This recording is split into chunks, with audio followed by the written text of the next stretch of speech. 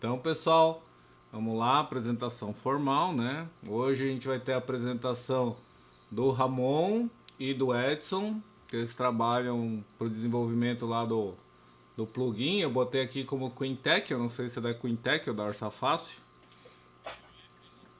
Ah, o FLL. Então tá bom.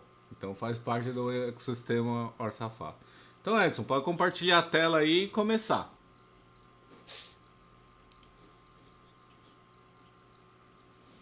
Ele é OF elétrico agora.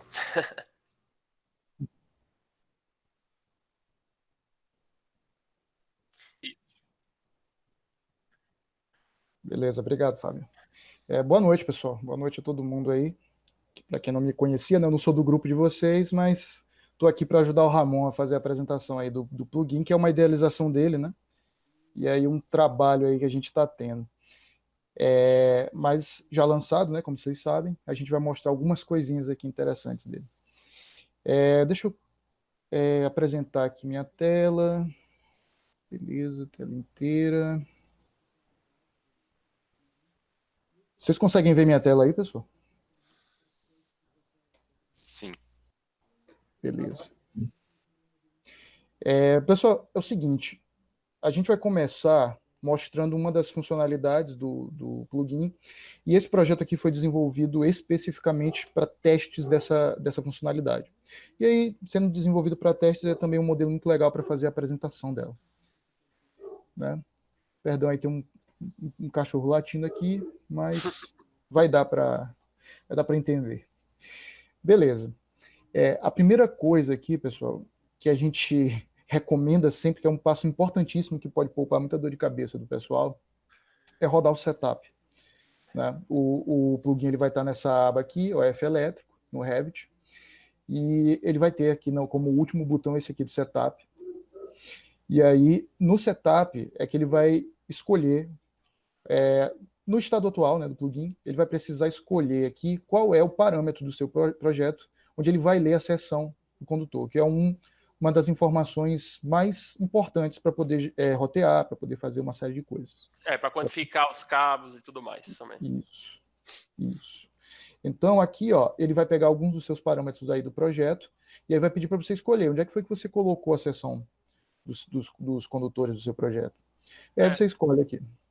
Na verdade, isso aí, pessoal, todo mundo aqui já tem uma certa familiaridade com programação, então eu vou falar algumas coisinhas. Por exemplo, esses parâmetros aí que ele filtrou são parâmetros que são de projeto, de instância, cujo tipo é número, né? E está associado às categorias de circuitos elétricos. Então já direciona bastante, entendeu? Já chega para vocês esses possíveis candidatos. Aí desses vocês vão mostrar, vão dizer para a gente qual é o que a gente vai utilizar para representar a seção dos circuitos, certo? Pois é, então aqui tem os parâmetros, né? Como o Ramon falou, tem que ser de número, né? Se for um parâmetro de texto, né? Já não vai pegar. Mas beleza. Aqui a gente tem os recursos necessários. Isso aqui também é importante. A primeira vez que for rodar um projeto, é importante marcar esses dois elementos aqui, ou no mínimo esse aqui, o primeiro, né? Que é para carregar as famílias necessárias. Essas famílias aqui, pessoal, elas estão num arquivo de setup que o instalador do programa leva para ele contém, né, uns arquivos de setup para cada versão do Revit, né, 19, 2020 ou 2021. E Isso. esse arquivo de setup ele vai injetar no seu projeto algumas famílias, não é nada muito pesado, são famílias de tags, essas coisas, né, para poder gerar documentação. Ele vai gerar uma tabela de parâmetros que vai inserir parâmetros nos seus circuitos e tudo, nos elementos, né, do seu sistema. Inclusive, esses parâmetros dos cabos, eles são para, se você quiser quantificar a fiação no modelo, certo? De agora em diante, nessas novas versões que a gente vai soltar, deve soltar uma versão na semana que vem, ela vai ser independente da existência desses parâmetros no modelo.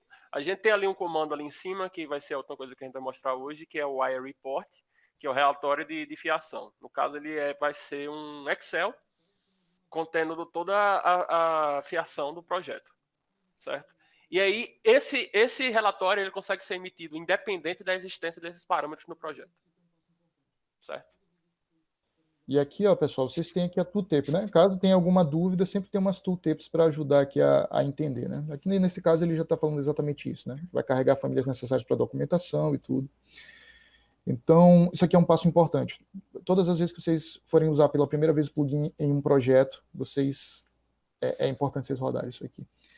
O ideal é você rodar isso direto no seu arquivo de template, que aí todos os projetos que você vai começar com base naquele template já vai estar configurado. Então, Verdade.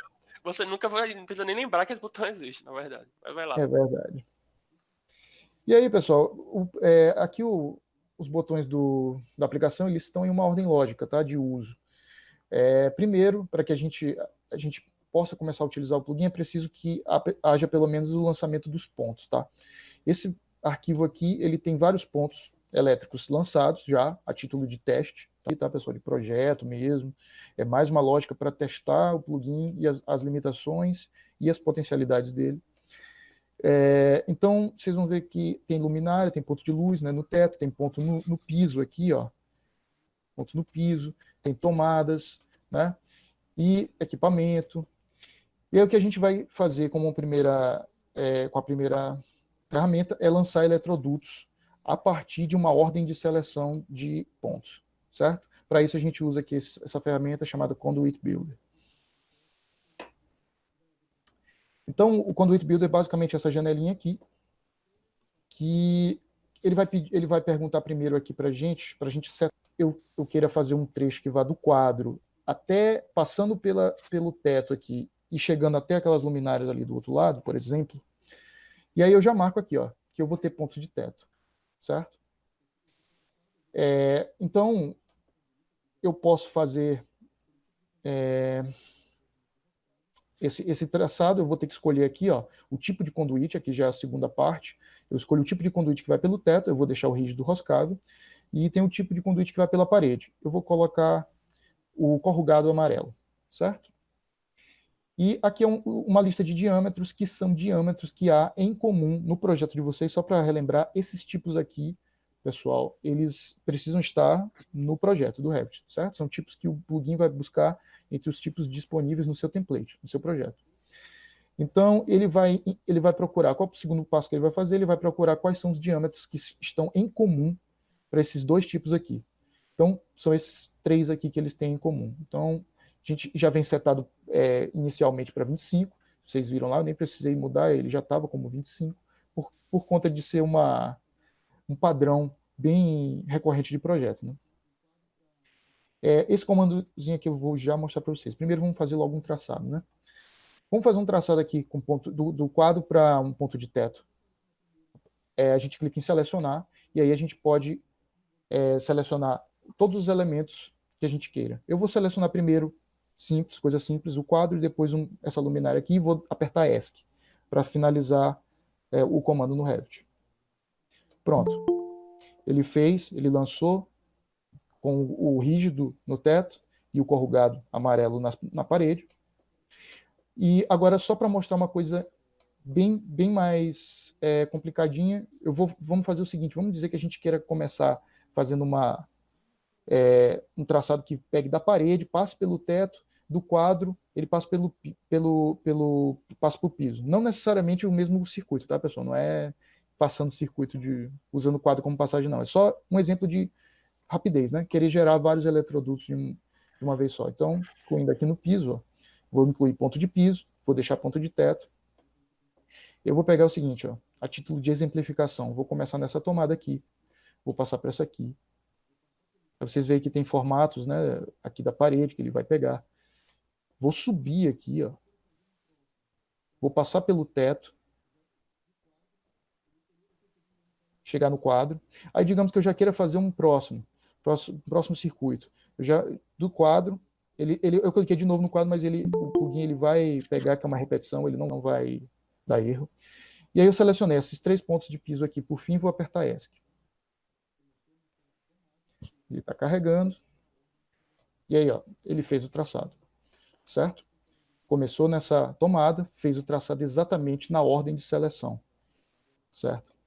E vocês podem ver que ele está mantendo os eletrodutos corretos, né, do tipo correto para cada local. Quantas vistas precisariam ser abertas para fazer isso no Revit? Exatamente, exatamente. Uma coisa que eu quero mostrar também para o pessoal é isso aqui, ó. A ideia inicial, que teria facilitado bastante minha vida, né, Ramon? Era se a gente pudesse trabalhar com a premissa de que o projeto vai ser 100% BIM, ou seja, vai ter um modelo de arquitetura linkado. Vai ter um modelo de arquitetura como referência, certo? Mas vocês podem ver, esse modelo aqui, ele está linkado. Esse modelo ele está linkado, vou mostrar aqui para vocês, ó. Então, a arquitetura está linkada, eu vou descarregar. Beleza. Eu vou fazer isso bem aqui, ó, pessoal. Vou desmarcar aqui piso, né? Ele vai agora sair do teto para um interruptor. Eu vou pegar aqui, ó, essa luminária aqui do teto e vou levar para esse interruptor aqui, por exemplo. Apertar ESC. E vocês veem que ele vai fazer de qualquer jeito. Isso aqui, pessoal, é um ponto interessante, né? Já que aqui é um grupo de pessoal que trabalha com desenvolvimento de soluções, tem conhecimento de programação. Isso aqui, basicamente, foi uma solução que a gente teve que criar para que o plugin possa ser utilizado também sem a inclusão de modelos linkados. Ele vai funcionar também se você tiver nada, como vocês viram agora aqui, ou também se vocês tiverem uma planta de CAD e tudo. A análise que ele faz é totalmente geométrica nesse espaço aqui do Revit, certo? Tudo que ele precisa disso, são das coordenadas do Revit e ponto. Certo? A título para facilitar o entendimento, eu vou recarregar novamente o modelo, certo? Mas aqui foi só para mostrar para vocês que ele vai fazer os traçados independente de haver um modelo linkado. Ou modelo modelado no arquivo de elétrica mesmo. Beleza. Tem alguma colocação, alguma dúvida? Alguém quer fazer algum comentário? Já posso ir respondendo, se quiser. No finalzinho eu vou ter. Ah, beleza. Então vamos lá. Aí só para a gente continuar aqui, vamos ver essa terceira. Deixa eu perguntar uma coisa rapidinho aqui. Beleza. Essa parte do traçado automático, vocês já pensaram assim, por exemplo, se eu vou fazer uma transição entre ACG, se ele já certo. Aqui. Vai ser uma transição. E outra se tiver pé direito diferente, por exemplo. É o caso de um projeto que eu estou fazendo ali agora, na verdade, me veio isso à cabeça. Uma parte do projeto é aparente e mais alta, né? O pé direito é mais alto, e a outra parte é embutido em flexível. Entendeu? Ele transita entre os dois. Então, certo. Ele já ajusta esse pé direito? Você fala diferentes, é isso? Ou não? Tá. Ele vai pegar pelo ponto do teto, né? Então, ele vai seguir, no caso, a luminária ali, né? Isso, o que ele vai identificar para uma análise espacial o que está mais acima e o que está mais abaixo na sua seleção, certo? Se você marcou aqui, ele vai interpretar que o que está mais acima é teto, é ponto de teto. Se você marcou no piso, ele vai interpretar que o que está mais embaixo na sua seleção vai ser ponto de piso, certo? E o que está no meio é parede, certo? Então, quando eu não quero nenhum, ou seja, eu vou ter um traçado que não vai ter ponto de teto ou piso, eu vou pegar aqui e selecionar, né, com eles desmarcados ali, ó, vamos só a título de exemplificação, vou ligar essa daqui com essa daqui, certo? Olha lá. E aí vocês podem ver que ele não pegou o mesmo conector, ele já pega um outro conector livre, certo? E já ligou ali. Beleza? Ele vai fazer, e ele usou o corrugado. Então, tudo é uma análise espacial que ele faz, certo? Geométrica no espaço. E ele resolve essa questão do pé direito, bastando você haver uma diferença, né, entre a altura dos pontos de teto, de parede e de piso. Certo? E assim, a transição que você perguntou, né? Tá uma coisa simples, é o seguinte, ele vai utilizar a família de curva que está designada para o condutor, o eletroduto do teto, certo? Do teto ao piso, certo? Então, essa família de curva aqui que ele utilizou é a que está aqui, ó. No tipo, certo? Essa aqui, ó. Curvatura, PVC roscável curvas, PVC roscável curvas. É isso que ele vai buscar. Ele vai, hierarquicamente, ele vai buscar a que está designada para os de teto e piso, que são rígidos, né? Então, eles têm eles têm uma predileção nessa questão, né, de gerar a transição. Certo? Certinho, entendido. Valeu. Beleza. E é isso para a gente aqui continuar, pessoal. Vamos ver agora esse aqui, ó, desvio pelo teto piso. Isso aqui, pessoal, é o seguinte. Se eu tentar ligar o quadro com esse rapaz bem aqui, vamos dizer que isso aqui seja uma tomada de uso específico, tá? E eu queira ligar o quadro diretamente com ela. Selecionar o quadro aqui, selecionar essa tomada, vocês vão ver que vai acontecer um negócio que não é interessante, né?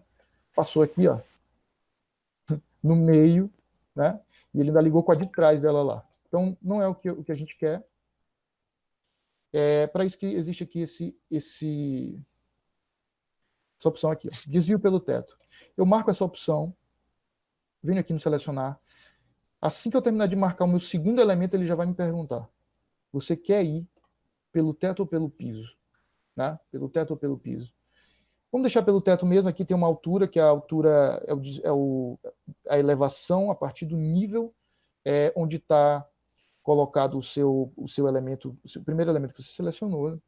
Então, é o nível onde está o quadro. E aqui eu vou colocar, faça um desvio a 2,85, né? Vamos deixar, mas dá para mudar, viu, pessoal? Se quiser colocar 3 aqui também dá. Pronto, deixa 3. 3, olha lá, ó, ele fez. Certo? Ele fez o desvio direto para aquele elemento.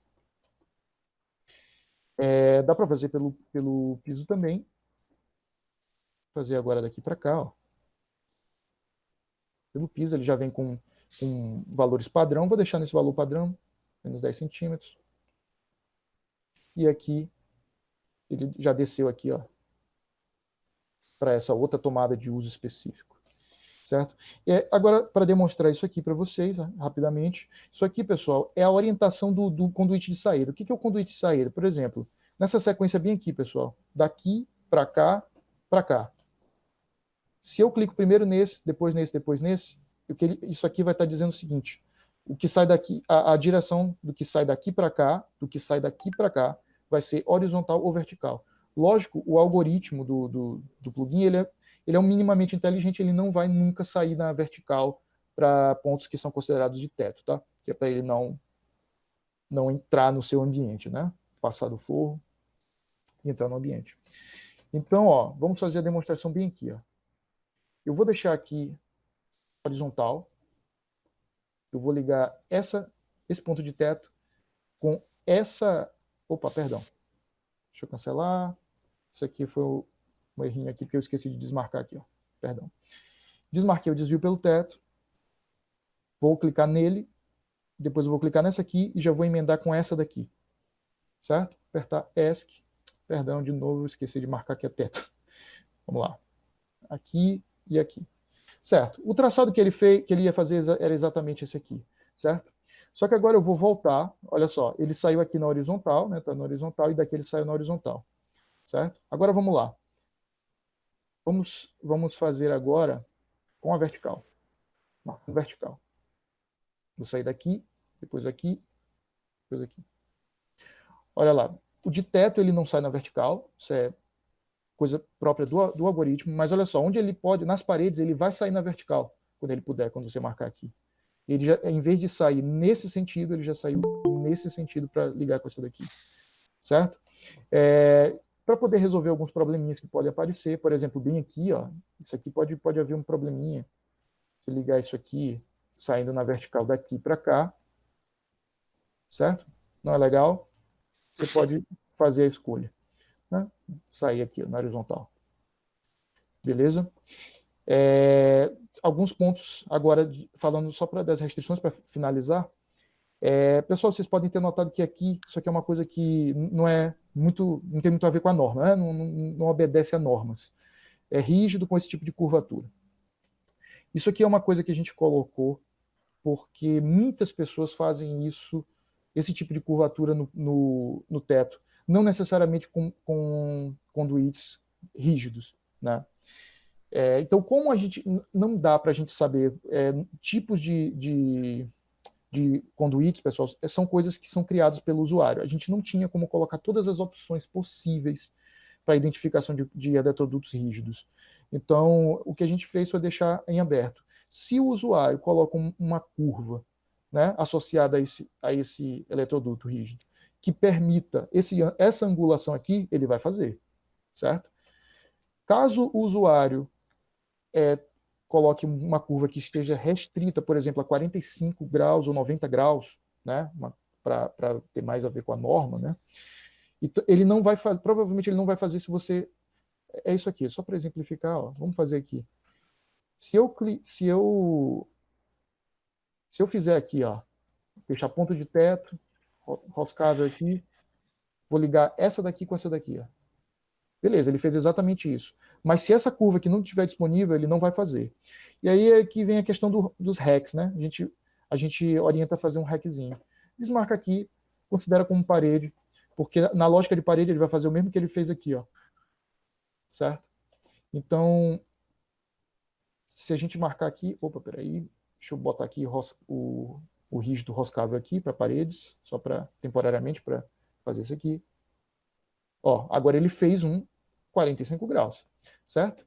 Ele vai sempre pegar aqui, ó, essa angulação, veio com essa, então a gente sabe que isso aqui é 45 graus. É só um hackzinho que a gente sugere para que possa ser utilizado, para quem quer utilizar estritamente de acordo com a norma, em caso de eletroduto rígido. E aqui, os últimos exemplos aqui, ó, esse tipo de família aqui não vai funcionar, porque ela só tem conector de eletricidade, ela não tem conector de conduíte, tá? O conector de conduíte é tipo essa aqui, né? Vocês sabem. É um outro tipo de conector que não vai funcionar. E família com conector na diagonal, como esse aqui, no momento ainda não tem suporte, a gente ainda não está fazendo. Só para mostrar para vocês aqui, se a gente editar a família, vocês vão ver aqui, ó, são esses conectores aqui, ó. Conector na diagonal ainda não está sendo feito. Certo? Essas são as limitações. Na versão futura a gente deve adicionar suporte a isso. Agora, Vladimir, eu acho melhor tu fazer a tua pergunta agora, porque a gente vai... Eu queria fazer um adendo rapidinho nessa parte das conexões. Certo. Que eu já testei também o plugin, eu já reparei que ele funciona legal com um conector de superfície. Não sei se mais alguém usa. Além dos conectores padrões que toda família tem, mas se tiver alguma família com conector de superfície, ele conecta legal, ele também consegue rastrear bem tranquilo. Isso. Se você tiver aqui esse quadro aqui sem conector nenhum, por exemplo, e você tocar o conduíte, quando você estiver fazendo, aí já é o campo que o Ramon vai começar a falar, que é para documentação. Ele vai reconhecer, tá? Agora, assim, para você criar os traçados, né, a gente precisa dos conectores de conduíte, certo? Para ele poder criar os eletrodutos, certo? Isso. É basicamente isso. Certo? Mas os processos subsequentes, se você só encostar o conduíte num quadro, por exemplo, se você só facear, ele vai reconhecer, tá? E aí, mais alguma perguntas aí, pessoal? Na realidade, é que eu ia fazer, o Rony acabou fazendo. Se eu tiver, por exemplo, pisos em níveis diferentes, ou teto em níveis diferentes, se ele reconhece. Aí você já respondeu, por isso que eu falei que eu ia deixar para trás, mas o Rony já perguntou. Isso é tudo de acordo com a seleção, a ordem de seleção. O que tiver mais em cima, independente do nível, ele vai reconhecer, ó, esse aqui é o de teto. Se você marcou lá, inclui ponto de teto, né? Isso. Beleza, então. Eu vou assumir agora. Beleza. Como é que eu dou share na minha... apresentar agora. Faz sentido.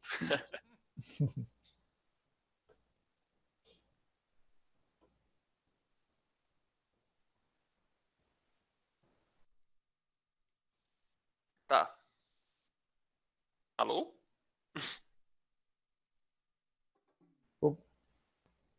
Oi, Ramon. Pronto, beleza. Que eu tô... eu preciso de feedback, não acho que eu caí, tá? Então, vamos lá. O seguinte, como é que o plugin está funcionando hoje? Bem, hoje o plugin, a gente implementou um algoritmo de rotas aqui dentro, tá? Que ele vai dar pra gente, ele vai fazer o roteamento automático dos cabos na instalação elétrica. O que é que a gente precisa para que isso seja feito, como pré-requisito? Bem, a gente precisa de, obviamente, caminhos de eletrodutos, tá? Porque eles que são as rotas para a gente rotear os nossos cabos, certo? Se não tem rotas de eletrodutos, não tem como a gente rotear os cabos. Isso faz sentido, correto? Então, outra coisa que a gente precisa também são os circuitos. A definição dos circuitos. Isso dentro do próprio Revit, tá? Então, isso aqui a gente não está inventando nada de novo, não. Isso aqui já é um fluxo consagrado. Cria os circuitos normalmente, tá? E aí a gente já vai saber para onde levar os cabos, certo? Com os eletrodutos a gente tem a resposta do por onde levar os cabos. Com os circuitos a gente tem a resposta da pergunta para onde levar os cabos, certo? E aí também a gente precisa de mais uma informaçãozinha para a parte de iluminação, que também já é uma coisa que todo mundo já deve utilizar aí dentro do Revit, que são os sistemas de iluminação, certo? Deixa eu encontrar um aqui que eu estou sofrendo para achar um positivo de iluminação. Ah, tá. Beleza. Aqui, ó, sistemas de interruptores. Isso. São sistemas de interruptores. Utilizando isso aqui, você vai dizer o seguinte para a gente. Ó, esse interruptor liga esta luminária. E pronto, isso aqui já é mais uma informação para a gente fazer nosso roteamento. Certo? Então vamos lá. Esse modelo aqui ele já está pronto, a gente já utiliza ele nas nossas demonstrações. E aí eu vou seguir aqui, eu vou fazer esse comando. Esse comando ele tem um nomezinho bem didático, que é Documentation Center. Por quê? Porque, bem, a gente quis centralizar toda a documentação do projeto elétrico em um único lugar. Certo? Então, aqui é o central da documentação. Ele vai dizer para a gente que, isso aqui é bem interessante, que se você tiver eletrodutos soltos na sua rede, isso pode dar problema no roteamento. Faz sentido, né? Por exemplo, se eu chegar aqui e, sei lá, deletar essa conexão aqui, é como se esse caminho deixasse de existir. É como se eu não soubesse como chegar nesses outros pontos. Entendeu? E aí, para evitar esse tipo de problema, acho que a gente jogou esse avisozinho aqui. Aí, se eu quiser, ó, você deseja checar esses elementos antes de prosseguir, ele vai dar para a gente essa janelinha que vai mostrar para a gente todos os conduítes soltos do projeto. Aí você vai corrigindo um por um e vai atualizando aqui. E aí, quando você acabar, é só rodar novamente o comando. Certo? Correto? Então, vamos lá.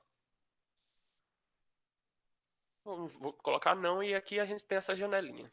Bem, isso aqui são configurações gerais dos circuitos.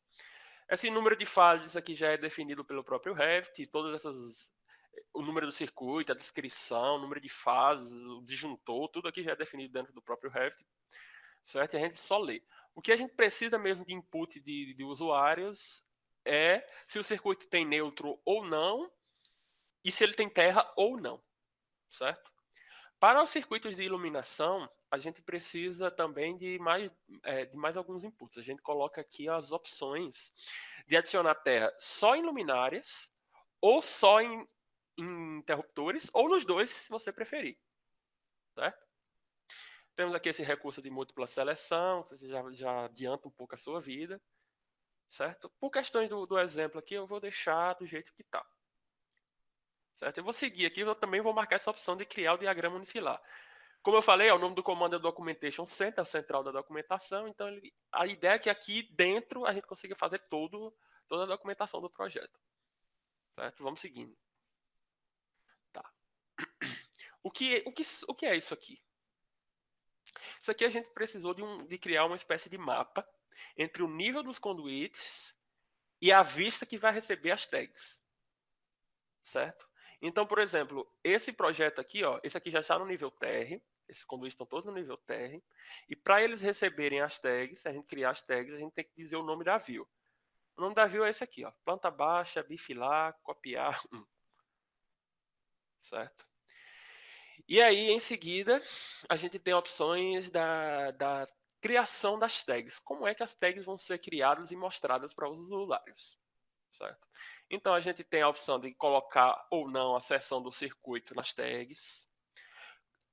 Isso aqui é uma opção de quantificação, tá? Então, se você preferir dividir a quantificação dos cabos pelas fases existentes no projeto, por exemplo, por essas fases, se ele é bifásico, se é na fase A, se é na fase B e tudo mais, ele já vai quantificar nelas corretinho, certo?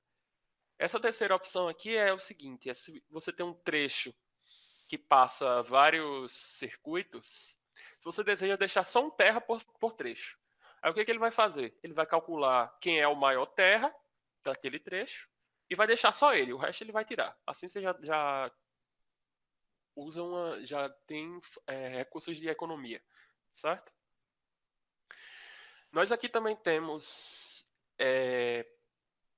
essa opção de ID único de iluminação por identificador, que é basicamente para resumir a quantidade de comandos que aparecem em uma tag, certo?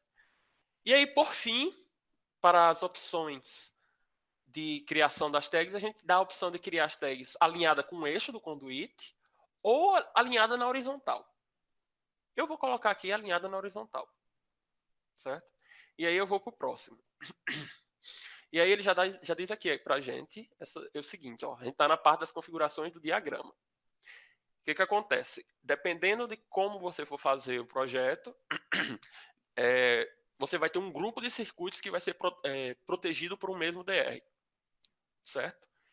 Então, você pode selecionar aqui, você dá um clique para dizer que esse aqui é o alvo, tá, gente? E aí você pode transferir os circuitos, certo? E aí você diz o seguinte, ó, do circuito 1 até o 7 vai ser protegido por um mesmo DR, e aqui esses aqui não vão ter DR, certo? Para o caso do exemplo, eu vou deixar todo mundo dentro de um DR só, tá? E aí, tá ok aqui. E aí, ó, se eu vou adicionar os circuitos reservas no diagrama, isso aqui é uma coisa que é calculada de acordo com a norma, tá? Eles já adicionam lá no diagrama no filar, isso tranquilamente, para vocês. E as configurações do DPS. Primeiramente, se vai ter ou não, né? E aí, se tem, a gente diz aqui qual a voltagem, qual é a corrente máxima. E aí, ele já vai gerar para a gente o diagrama unifilar, certo? Então, nesse mesmo comando, a gente gera tanto as tags nas vistas de planta, quanto o diagrama unifilar, certo? Alguma dúvida até aqui, pessoal?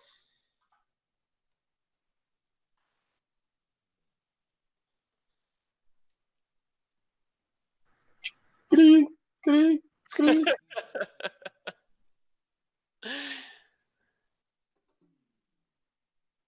Então, aqui ele já gerou para a gente todas as tags do projeto, certo? Ele tem uma posição preferencial para gerar essas tags, certo? Então, nem sempre vai ser o ideal, nem sempre vai ser no lugar mais bonitinho para vocês. E aí, já pensando nisso, a gente adicionou essa outra opção aqui, que é o criador de manual de tags. Nele é justamente para vocês realizarem esses ajustes de posição das tags, tá? Então, aqui eu vou só dar um exemplo, quais são as opções. A gente tem as opções aqui de colocar seção de tag e tudo mais. Que são algumas opções presentes lá na hora que a gente gerou o Documentation Center. Agora, na nova versão do plugin, a gente adicionou suporte a tags em vistas 3D. Tá? Então, primeiro eu tenho que dar o lock, né? Um nome qualquer aqui mesmo. Não. E aí ele vai dar pra gente aqui o comando, certo? Pra gente criar as tags na vista 3D. Só que, diferente do comando lá na vista de planta, a gente não tem todas as opções disponíveis. Isso é questão de limitação do Revit. Ele não fornece pra gente as mesmas informações. Porque, na verdade, é mais da criação da tag, tá? A tag de vista 3D, ela é de uma categoria, uma classe, né, da API diferente da classe vista 2D, tá? E aí ela é bem mais limitada. E, Ramon, só um adendo. Na verdade, até daria para fazer, só que precisaria encher o projeto do usuário de tipos. Seriam 60 tipos de tag, só para fazer uma partezinha do projeto, por exemplo. Então fica inviável, né? Opa. Deixa eu ver. Ah, sim. Tenho que trazer as famílias no setup. Agora sim. Tinha esquecido desse detalhe. E aí é o mesmo procedimento da vista 2D, tá, gente? Você cria um ponto. Tá, a escala da vista aqui ela não tá legal. Deixa eu diminuir um pouquinho. Você clica no conduíte, clica num ponto, ele já vai adicionando para você. Certo? E aí você vai encontrando, obviamente, a posição melhor e assim sucessivamente. E aí você pode documentar, fazer detalhes em vista 3D da mesma forma. Certo? Acho que essa parte da documentação do projeto, por enquanto, era isso. Alguém tem alguma dúvida? Quer falar alguma coisa? Não? Eu tenho uma dúvida sobre isso que o Edson comentou agora, sobre essa questão de se criar uma família, né, isso, de identificador no 3D, se a gente fosse ter um comando que gerasse todos de uma vez só, é isso? Só para saber se eu entendi direito. Tá, gera todas as... E Não. No no caso da implante, 3D, você vai ter que fazer manualmente. manual. Certo? A limitação é justamente porque se fosse fazer todos de uma vez, teria que criar uma família para cada, é isso? Não. Não? Na verdade, é que ela sairia mais bagunçada ainda do que na vista 2D. Ah, ok, tá. Tão Entendi. mais bagunçada que não valeria nem a pena a gente criar. Nem a pena. É, no caso aí, Daniel, você só precisa mudar o termo que você está usando, família, para tipo. No caso que ele precisaria era criar um tipo para cada tag, para cada circuito diferente que você, cada representação diferente de circuito que você fosse colocar na sua anotação. Isso. Entendi. Porque isso é um problema que a gente teve e aí é mais limitação do próprio Revit. Diferentemente da vista de planta, opa, projeto errado. Isso aqui é uma família de anotação, tá, gente? Então, ela tem parâmetros de instância. A gente consegue setar tudo isso bonitinho pela API. Mas, diferentemente da família de 2D, de anotação, isso aqui é uma tag. Família de tag, você não consegue criar parâmetro de instância. Não tem o que você possa fazer. Então, a gente teve que meio que fazer das tripas coração para poder adicionar esse recurso aqui, tá? Então, todos esses tipos diferentes de tags, eles na verdade são tipos de famílias. Eles não são só uma instância que você seta lá parâmetro e que só tem um tipo. Por exemplo, aqui é tudo um tipo só. OF elétrico condutores, pode ser qualquer um, tá? Mas já aqui na 3D não. Aqui cada coisinha diferente dessa é um tipo diferente. Entendeu? E aí pensando nisso é que a gente teve que pensar muito para conseguir elaborar essa solução. Mas tá legal já. Tá bem legal, tá rodando bem liso. Da próxima semana a gente deve conseguir soltar a versão já incluindo isso aqui, que agora a gente tá em testes por enquanto. Tá, pessoal? E aí eu vou mostrar aqui em seguida esse outro. Ô, moço, essa tela é do AutoCAD, moço? Oi? Tô zoando, Ramon. Prossiga. Eu gosto de usar preto porque eu trabalho o dia todo na frente do computador. Se eu usar branco, da 3 horas da tarde eu tô morto e cansado. Tela preta pra mim é AutoCAD também, ó. Não tem essa, não. Eu tô usando óculos por causa disso, Ramon. Pois é. Mas vamos lá. Vamos seguindo. A gente nessa nova versão do aplicativo, a gente colocou esse comandozinho aqui. É o seguinte, na primeira versão, na versão em produção, que já está liberada, a gente precisava que o usuário preenchesse aqui a seção do circuito com valor válido. Certo? Só que depois, a gente pensando melhor sobre o fluxo de trabalho disso, a gente chegou à conclusão que o roteamento influencia no dimensionamento das seções dos circuitos. Então, a gente estava colocando os bois... o trem na frente dos bois, né? E aí, tava as coisas... O Ari, Ramon? Oi? Conhece o Ari? Conheço. Você conversou com ele? Não. Sobre o quê? Não, porque a gente tá com um problema, quer dizer, tava, né? Não tá mais. Com um problema em função disso daí. Que a gente estava trabalhando com um item para dimensionamento em obras industriais. E o pau quebra. Eu imagino. E aí, pensando nisso, a gente adicionou esse comando aqui, ó. o que acontece? A gente pode chegar aqui e rotear com esse circuito zerado, tá? Ele vai dar para a gente uma rota preferencial dele, que ele calcula pelas menores rotas, certo? Só que qual o problema de calcular pelas menores rotas? É que nem sempre a menor rota é a melhor rota, certo? Por exemplo, esse caso aqui, ó, a quantidade de circuitos que está passando nesse trecho. Isso gera superaquecimento. Quando não gera, você tem que aumentar a seção do circuito e aí você gasta mais, né? Pensando nisso, a gente fez esse comando, route fit, que agora na nossa versão ela está bem mais evoluída, certo? A gente está adicionando suporte a todos os circuitos. Na versão em produção, que já está liberada para os usuários, ela só tem suporte a circuitos de uso específico, mas agora já está com suporte a todos. A gente concluiu isso hoje, certo? Então, basicamente, a gente chegou à conclusão que, para a nossa tipologia de projeto atual, os textos mais críticos são a ligação com o quadro, certo? Então, a gente está adicionando suporte a rotas aqui. Na verdade, a gente encontra uma rota entre os dispositivos e depois faz uma rota entre esse grupo de dispositivos e o quadro, certo? Inclusive, valeu aí, Rafael, por estar na live. Esse projeto é dele, tá? Isso aqui é um excelente projeto para demonstrar aqui pra gente, certo? E aí eu vou mostrar aqui para vocês o seguinte: a gente consegue desviar essas rotas. Esse probleminha aqui, ele vai deixando de existir. Então, para o circuito 2, ele vai dizer aqui, ó, a gente tem 3 rotas disponíveis, certo? Eu tenho essa opção aqui, ó, zoom para encaixar na vista. Toda vez que eu mudar a rota, ele dá um zoom to fit na vista atual, tá? Se eu quiser tirar isso para deixar mais de perto, assim, não tem problema, é só tirar, certo? Então, rota 1, reparem que só muda aqui, ó. Rota 2, rota 3. Só mudou esse agora. Não, da 2 era por aqui, certo? Então, se eu confirmar a nova rota, eu vou querer colocar por aqui. Ele vai recalcular para mim o roteamento.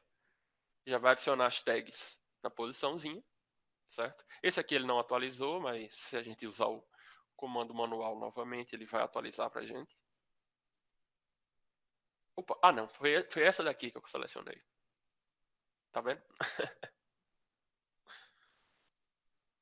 E aí, só por questão de demonstração mesmo aqui para vocês, a gente tem um controle disso. A gente consegue reduzir esse trecho mais crítico aqui, a gente consegue rerotear isso aqui para ficar tinha 9 circuitos passando por esse trecho, ele passa a ter 4. Entendeu? E aí com isso você consegue garantir segurança e economia no seu projeto. Certo? Deixa eu continuar demonstrando aqui, mostrar para mais alguns casos. Certo? Por exemplo, circuito 1, ele vai dar essas rotas. Deixa eu dar o zoom na seleção. Ó. No caso, ele está mudando só a entrada por aqui, porque daqui para frente ele tem que obrigatoriamente passar por essa rota. Opa, encontrei uma alternativa aqui, ó, por cima. Estão conseguindo entender, pessoal? Qual a necessidade desse comando? Sim. Certo? Alguém tem alguma dúvida sobre essa parte? Queria ver mais alguns detalhes. Por exemplo, esse circuito, deixa eu ver, o 16.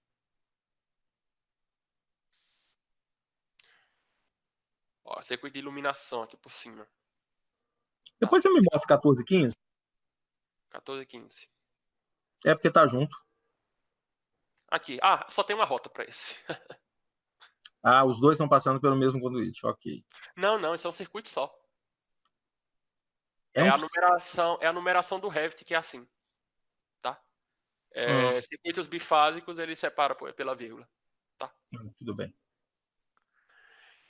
E aí, esse aqui ele só encontrou uma rota, porque realmente só tem essa rota entre o quadro e aqui, não tem o que fazer. Tá? Mas quando tiver mais de um, ele vai retornar para a gente as opções. Então, por exemplo, ó, Eu vou trocar. Esse aqui, esse circuito 16, inclusive, ele é de iluminação. A parte de iluminação, quem já tentou brincar com essa parte pelo Dynamo sabe que não é nada fácil. Mas a gente conseguiu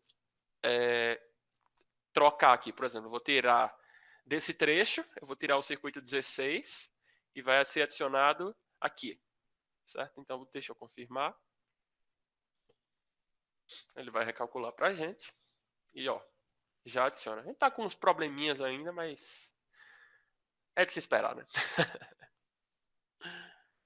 Então, com isso a gente consegue otimizar o projeto, certo?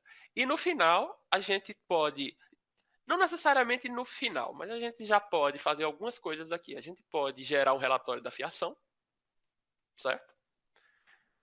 Que ele já vai dar esse quantitativo pra gente, bonitinho.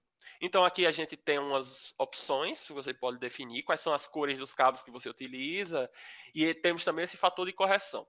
Porque é o seguinte, a quantificação ela é feita através da soma dos comprimentos dos conduítes e das conexões.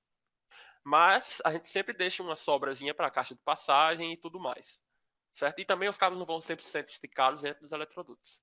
E aí, no caso, eu dou essa sugestão aqui de 1.2, de 20%, mas isso vai a seu critério. Certo? E aí ele vai gerar para a gente relatório com... Deixa eu colocar aqui.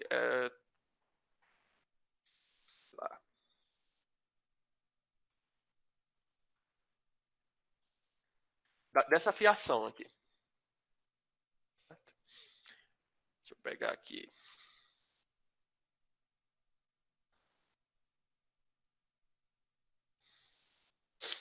Ele dá para a gente o relatório da fiação separado por circuito. Ele dá o total do quadro, certo? E aqui é o total geral. Como nesse projeto eu só roteei um único quadro, o geral é o mesmo desse daqui. Mas se você tivesse múltiplos quadros no mesmo projeto, ele ia criando novas abinhas aqui, intermediárias. Certo? E aí, como é feita essa quantificação? É diretamente pelos comprimentos dos eletrodutos, comprimento das conexões, e é também necessário que essas rotas aqui elas sejam definidas ou pelo Dock Center, que ele faz a rota, ou pelo Route Fit, certo? Que aí a gente garante que é a mesma. Porque se você tem a opção, como sempre o Revit possibilita, que você possa vir e editar isso aqui manualmente. Só que isso não vai refletir no relatório da fiação. Certo? E por fim, a gente tem o comando de dimensionar os conduítes. Ele vai verificar aqui para a gente. Ele vai dimensionar de acordo com a taxa de ocupação lá da norma 5410. Certo? Então, ele vai ver qual é o espaço necessário para suportar esses cabos passando aqui dentro desse trecho. E aí ele vai dizer para a gente se é possível redimensionar. Se for possível, ele redimensiona. Se não, ele dá um aviso. Aqui ele deu uma opção para a gente marcar dizendo se a gente quer dimensionar os conduítes para o diâmetro mínimo, que normalmente o pessoal utiliza bastante isso, certo? Que costuma se utilizar conduítes com diâmetro mínimo de 25. Se você modelar com 20, ele vai dar esse aviso, perguntando se você quer dimensionar ou não. E aí ele gera esse relatório visual aqui pra gente, dizendo como foi feito o dimensionamento. Certo? Cada corzinha dessa, ela representa uma coisa. E aqui, ó, se você colocar o mouse em cima, ele vai dizer o que cada cor dessa é. Tá? Então, cian significa o seguinte... o diâmetro que você modelou no início já dá. Já suporta esses cabos que passaram aqui dentro tranquilamente, sem nenhum problema. Certo? O verde é o seguinte. Esse trecho aqui a gente precisou redimensionar. Certo? Os cabos que você está jogando aqui dentro, a gente precisa de um conduíte maior. E aí a gente já redimensiona automaticamente. Era 25, todo mundo no projeto era 25, esse aqui foi para 32. Certo? Era isso, pessoal, que a gente tinha para mostrar por hoje. Estamos abertos a perguntas, dúvidas. O pessoal tem alguma coisa? Algum comentário?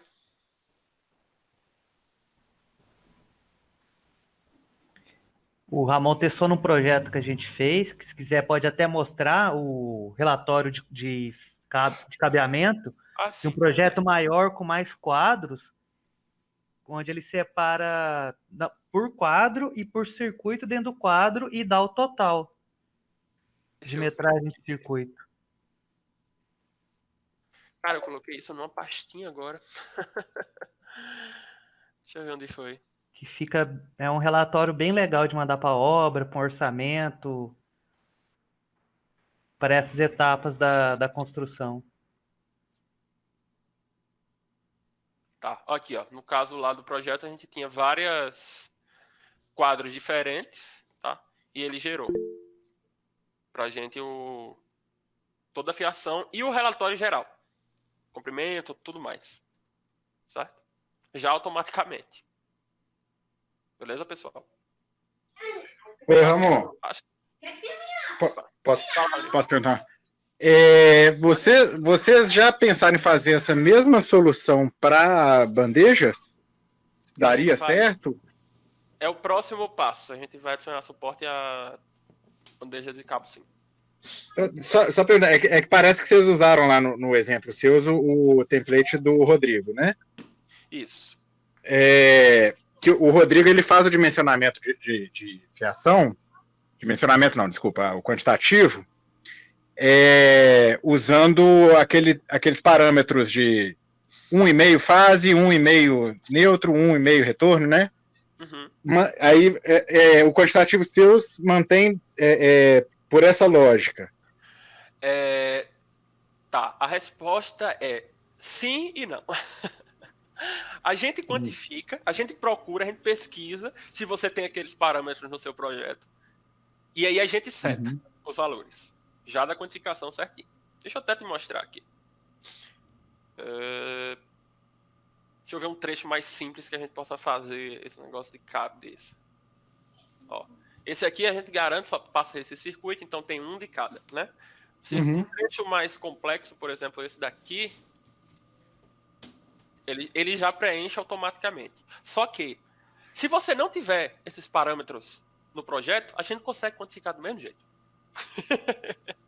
Ah, tá. Mas aí a informação não ficaria dentro do eletroduto, né? O ideal é que tenha esses... Não, a informação, ela está vinculada ao eletroduto, mas ela não está vinculada ao modelo. Ah, tá. Como se fosse uma tabela externa, assim, né? Isso, exatamente. Entendi, tá. Porque aí daria para usar mais ou menos a mesma lógica para bandejamento, né? Porque o esquema que eu uso, por exemplo, que eu desenvolvi no meu template, eu tenho essa limitação de eletrocalha, eu tenho que limitar o número de circuitos que passa, né? E a eletrocalha pode passar 70 circuitos, sei lá. Sim. Aí... enfim, aí o problema de eu usar essa lógica do Rodrigo em eletrocalha é que daria muito trabalho para preencher, mas, enfim, entendi a lógica aí. Então, é tudo feito numa tabela externa, e essa tabela externa que está gerando os quantitativos lá do Excel, né? Na verdade, a gente tem, debaixo dos panos aqui no nosso mundo de programador, a gente tem como garantir que o que a gente está tirando são dados diretamente do modelo. Tá? A gente tem, tipo, digamos, a gente pega os IDs dos trechos. E aí, o ID de cada eletrodutozinho que está lá e agrupa. Beleza. Agrupa, tira o parâmetro comprimento. No caso de curva, a gente deu uma simplificada, tá? Para esse exemplo aqui tá ideal. Ele vai considerar o seguinte, para o caso de uma conexão. Ele vai ler o ângulo e vai ler o raio. E aí ele vai considerar isso como um segmento de arco. Um comprimento, entendeu? Porque o que acontece? Isso, nesse caso aqui tá ok, tá tranquilo, mas em alguns casinhos pode gerar um pequeno erro. Lógico que hoje vai ficar mais preciso ainda do que hoje é feito pelo Revit, porque pelo Revit você desconsidera as conexões. Né? Ô, Ramon. O nosso não, o nosso considera. Ô, Ramon. Entendi. Oi. Você não consegue fazer o vínculo usando o conduit run, porque o conduit run ele calcula o comprimento, inclusive, das curvas. Tá, mas conduit run é para conduit sem. Sem Se ele for conexão. rígido, não vai funcionar, né? Sim. Conduit sem conexão. O nosso, a gente tem um algoritmo lá dentro que ele funciona como se fosse uma conduit run, mas para os trechos sem conduits com conexões, né? Que o Revit não permite. Não, mas é bom saber que assim, eu tinha a impressão de que esses parâmetros, 1,5 fase C, 1,5 fase A, esse tanto de parâmetro, eu tinha a impressão de que eles pesavam muito o modelo. Então, se dá para tirar eles, eu acho. Dá. Acho que deve rodar bem mais fluido, né? Eu não sei se. Não tenho certeza se era eles que pesavam aquilo, mas tenho você quase tirando certeza que esses era. parâmetros do modelo, você não consegue. Por exemplo, você vai ter o botão do plugin, mas você não consegue gerar tabela dentro do seu projeto da fiação, né? Porque você não vai ter de onde o Revit puxar a informação. Você vai ter só o Excel gerado pelo plugin, mas para suas pranchas, por exemplo, você não vai ter nada que vai acrescentar. No caso, dá para fazer o link do Excel direto com o Revit, né? Com aquele aplicativo de iRoots, como é o nome? É Sheetlink, Sheetlink. Isso. E aí já fica vinculado ao modelo, certo? Você carrega eu pensei foi nisso mesmo. É porque assim, o problema que eu via nesse esquema de fiação era realmente o peso que ele dava. Quando é uma casinha pequena, assim, não dá muito problema, né? Mas. E considerando que. Vai para um aeroporto, né, Raoni? Aí já era. Pois é. Imagina pesava muito mesmo. E você vai ter que necessariamente ter parâmetro do cabo de 1,5 até 500, né? Exatamente, Primeira coisa que eu fiz quando eu comprei esse template foi tirar tudo de 16 para frente. Eu fazia só o interno ali primeiro, né? Que não usa nada acima disso geralmente. Exatamente para deixar o modelo mais leve. O problema estava sendo o peso de modelo. Esse template, o meu problema com ele era peso no modelo. Eu não estava trabalhando com casinha, sabe? Estava trabalhando com os institucional grande e tal, e esse peso fazia muita diferença. Quando eu apaguei metade desses parâmetros, melhorou demais. Só que aí também eu fiquei mais limitado, né? Enfim. Mas sabendo que ele funciona sem esses parâmetros, já merece um grande elogio aí para vocês. Valeu. Uma coisa só para vocês saberem, tá? Toda vez que você tem parâmetros de instância e você edita alguma coisa que envolva aquele componente, o Revit ele dá uma revisada em tudo, tá? Por isso que você tem que sempre eliminar o máximo possível de warnings e o máximo possível de parâmetros de instância, se você não precisa deles, porque eles são regenerados sempre, tá? E aí, quanto mais você tiver, pior vai ficar. Entendi. Perfeitamente. A gente utiliza uns dados, tá? Que pela API a gente tem como salvar algumas informações extras no modelo, só que essas informações elas estão disponíveis apenas para programadores, tá? Mas a gente está considerando, de agora em diante, usar um banco de dados externo para salvar essas informações. E aí a gente só ia salvar uma pequena informação dentro do modelo. Ao invés de ter alguma... A gente ia reduzir consideravelmente. Porque a gente salva uns textos. Para conseguir construir essas tags, a gente tem uns textos salvos aqui dentro. Em algum lugar que vocês não sabem. Porque seria fazer um código, né? Um parâmetro de código, assim, né? Não é bem um parâmetro. Não é bem parâmetro, é outra informação. Mas, sim, a gente tem no modelo, tá? Mas, assim, esses parâmetros... Provavelmente a forma como esses dados funcionam não é como os parâmetros nativos do Revit. Então, se eu atualizar lá, não vou revisar o modelo todo. Entendeu? Mas para vocês entenderem, assim, normalmente a maioria dos plugins de elétrica, eles trabalham dessa forma. Eles criam uma base de dados paralelo, né? E aí faz interface entre as duas bases de dados. Que é como o Caneco e o... Como que é o nome do outro? Lux? Não. Tem o Caneco e o Design Master funcionam. Aham. Tá? Entendi. Só que aí eles calculam algumas coisas a mais, sei lá, eu sei que calcula arco, queda de tensão, calcula toda a parte, é realmente para fazer um projeto elétrico mesmo. Tá. Mais robusto, assim, né? Só que Uhum. o caneco, se eu não me engano, custa acho que $1.000. A gente custa R$1.000. É uma diferençazinha à toa. É uma pequena diferençazinha, né?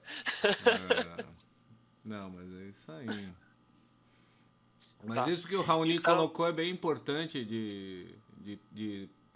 do pessoal sempre prestar atenção, porque daqui a pouco a solução é bem bacana, resolve, mas se você vai para um projeto grande, você vai ficar olhando o computador processar. E não Aham. vai olhar um pouquinho, vai olhar bastante. Sim. Não, tranquilamente, Fábio. A gente pode melhorar isso. A gente tá aqui para melhorar. Você já tá acompanhando a evolução disso aqui. Tá tempinho. Sim. Você viu que ele já cresceu pra caramba. Com certeza. A gente pode usar um SQL Server da vida para armazenar essas informações de forma externa. Certo? E esse recurso, pessoal, de, por exemplo, modelar esses eletrodutos abaixo de 40 ou 50 polegadas, em obras grandes, normalmente, lá fora pelo menos, ninguém modela abaixo de 1,5, por exemplo. Tá? Então, o pessoal não faz isso, por quê? Porque, primeiro, o projeto normalmente é um projeto conceitual e o projeto de execução vai ser feito por outra pessoa, né? Uhum. E aí no projeto de execução, aí já é um projeto que ele, entre aspas, é mais desvinculado do resto dos projetos, né? Ele já passa a ser um projeto de fabricação, que isso é um conceito que está começando a aparecer e que as pessoas não estão se dando conta que estão fazendo projetos de fabricação, e quando você faz um projeto de fabricação, ele não necessariamente vai ser usado pelos outros projetistas. Então ele pode ser um monstro de pesado. Sim. Então, por exemplo, eu estou preparando um template para um pessoal que está fazendo vedação, e eles mesmos falaram assim, o pessoal pega nosso projeto para validar a posição de tomada e pontos, né, eventualmente, mas depois não quer nem saber do nosso modelo, ninguém usa o nosso modelo no federado, né? Sim. Muito pesado, né? Exatamente. É o que? Muitas camadas de paredes, né? Não, são muitos elementos, né? Sim. Então você pensa ali que num pavimento, talvez você tenha quanto? 10 mil blocos? Aí multiplica isso por 20 andares, né? Você tem tantos elementos quanto talvez o projeto inteiro de elétrica. Sim. E ainda não terminou, né? Só uma parte. Exatamente. Pois, pessoal, era isso que eu tinha para mostrar para vocês. Se alguém tiver mais alguma dúvida, se alguém tiver interesse em testar por um período mais prolongado, pode entrar em contato, tá? Porque hoje é 7 dias, mas aqui para vocês a gente consegue abrir um período maior, certo? Eu vou passar meu e-mail e aí vocês podem encaminhar o e-mail de vocês lá na plataforma Saface e a gente já libera para vocês testarem mais, certo? Olha aí que legal, hein? Prêmiozinho do pessoal do grupo. Perfeito. Legal, Ramon. Muito obrigado tranquilo. aí pela apresentação. Né? Alguém quer fazer mais algum comentário aí, alguma coisa? Não? Tranquilo. Valeu, pessoal. Obrigado. Até a próxima. Então, Valeu, pessoal. Então é isso, pessoal. Uma boa noite para vocês. E aí, provavelmente essa reunião deve ser a última do ano. Então a gente vai falar, mas provavelmente não agora só, não sei se janeiro ou fevereiro, vou conversar depois com o Daniel e com o Raoni para ver como a gente vai organizar. Tá certo? Vai ficar gravado. Daqui a pouco eu tô compartilhando o link aí com vocês. Beleza? Tranquilo. Obrigado, gente. Até mais. Até mais, então. Parabéns. Boa noite. Valeu, parabéns, viu? Ficou bom o negócio aí. Valeu. Valeu, moço.